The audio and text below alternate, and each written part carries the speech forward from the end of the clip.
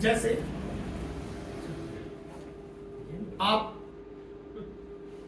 किसी भी विषय पे जानकारी नहीं रखते हो तो आपको कोई भी उस विषय पे बेवकूफ बना सकता है ना। तो कभी भी ये मत सोचना कि मैं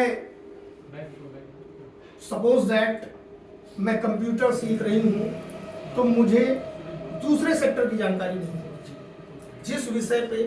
जिस विषय की स्किल आपको चाहिए उस विषय को सबसे ज्यादा समय देंगे, बाकी सारे विषयों को थोड़ा थोड़ा समय देंगे। आपको पता होना चाहिए हमारे राज्य का मुख्यमंत्री कौन है, सबको पता है?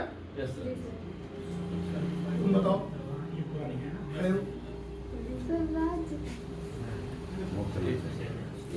हम किस राज्य में रहते हैं? किसने बताया? हमारे राज्य का मुख्यमंत्री कौन है? अरे यार, हंसने वाली बात नहीं, आपको भी बहुत सारी चीजें नहीं पता होंगी। ठीक है, ठीक है।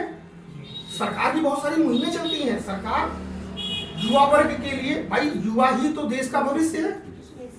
आप ही तो बड़े होकर के कल किसी विभाग में जाओगे, कहीं जॉब करोगे, कुछ करोगे, है ना भाई। जिसकी उम्र 60 इयर्स है वो देश के लिए करके आया है, और जिसकी उम्र 20 इयर्स है वो 40 इयर्स अब देश के लिए कुछ करेगा। समझ रहे हो? टाउन एरिया में यही सबसे बड़ी प्रॉब्लम्स है कि हम जीके को ध्यान नहीं देते, जनरल नॉलेज, बट हमें देना चाहिए। हमें पता होना चाहिए हम इंडिया में रहते हैं। इंडिया का जो हमारा स्टेट है वो उत्तर प्रदेश है। ठीक है, देश का संचालन कहाँ से हो रहा है, कौन कर रहा है, कौन कौन सी योजनाएं हमारे लिए लाभान्वित आ रही हैं। ठीक है, जैसे युवा वर्ग का सबसे बड़ा प्रॉब्लम है नौकरी नहीं है। अरे नौकरी करने वाले लोग नहीं है, क्योंकि जिसके पास हुनर होता है उसको लोग बुलाते हैं।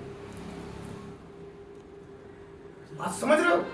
अब आपके पास हुनर ही नहीं है तो आपको नौकरी के लिए कोई बुला ही नहीं रहा है। देश में नौकरियों की कोई कमी नहीं,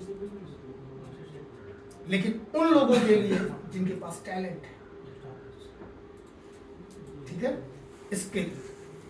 तो आप अपनी एक स्किल बनाएं, आप एक स्किल के थ्रू जुड़े, आप अपने अंदर उस विषय का थोड़ा सा अपना ब्रीफ नॉलेज तैयार